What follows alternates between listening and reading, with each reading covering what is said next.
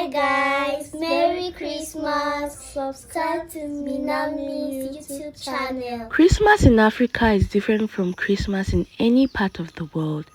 In this video, I'll be showing you the peculiarities of an African Christmas over Christmas in any part of the world. This has to do with our methods of cooking, the food, the ambience, the children's dressing, and every other thing that has to do with an African Christmas. Come with me to see the insides of an African Christmas. So our cookies, the hairstyles, all the fun and dance, and all that the children believe in. Come with me to an African Christmas.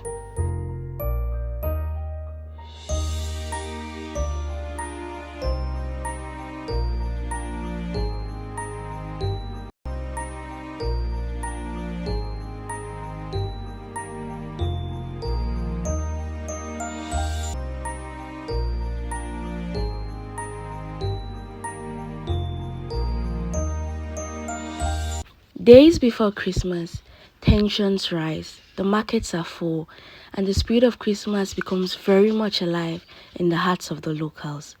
One of the main things done during Christmas is making our own snacks. The snacks is commonly called chin chin.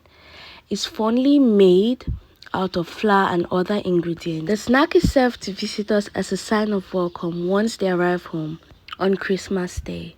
It was finally the 25th of December, and I woke up that morning. The first thing I did was to say a prayer, make up my bed, make sure my younger sister's clothes were ready, and the excitement began.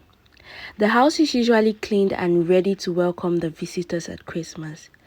Most homes keep livestock during Christmas or buy some from the local market. The fowls are properly fed and groomed to be ready for Christmas.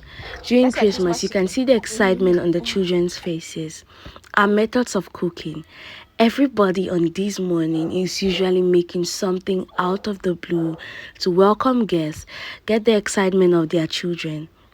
Do hairstyles such as having fresh perms, jerry curls, and other hairstyles which are fondly known to the African society. Back home, I had chicken myself, so I seasoned my chicken, and just as I was about to place it on fire, my neighbor brought food which was sent by the mom. The spirit of Christmas is very much alive in an African society.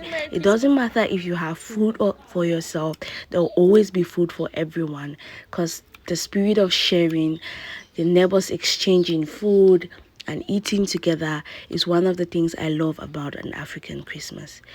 So I was chopping up my spices, getting ready to make jollof rice. What is Christmas without rice? Children are always so happy and excited to eat rice and chicken, popcorn, chin chin, and every other thing, just name it. Once my ingredients were ready, I proceeded to start a fire where I was going to cook my jollof rice. Today, I'm going to be using a charcoal pot or a coal pot to cook. Not everyone uses a coal pot to cook.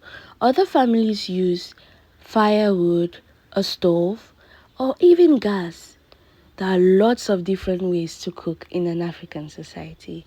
I started the fire using a rubber. These rubbers are gotten from trees, from local plantations such as the CDC in Cameroon.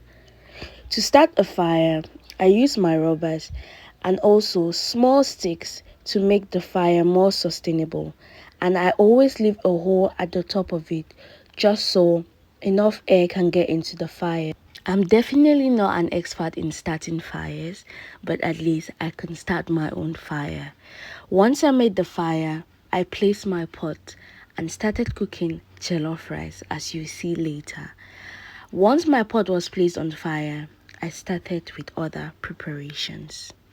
About 45 minutes later, the rice was cooked and ready to be eaten by the Christmas guest. When everything else had been made, I proceeded to set up the table. What we had for the menu today were mainly fruits, egusi pudding and bobolo, assorted chicken, fried rice or jollof rice, some snacks for the children. There was biscuits and sweets and non-alcoholic champagne, popcorn, chin chin, crackers, and you name it. So once the table was all set, we said a prayer together and it was time to welcome our guest. But before then, meet my cute sisters. Once they were all dressed up, I proceeded to take some beautiful pictures of them. Hi. So Merry Christmas. Merry Christmas! Merry Christmas, Auntie. Merry Christmas. Merry Christmas, Uncle. The guests came in one after the other, and before you knew it, it was a full house. My sister also had her own guest, and I also went to the neighboring environments just to show you the fun and joy, the children dancing. I also shared out the sweets and popcorn and balloons to the children. It was all joy and dance, happiness all through the Christmas. A lot more happens during an African Christmas, but I hope I was able to give you a little insight of what an African Christmas is. Merry Christmas, and see you guys in my next video. Mwah.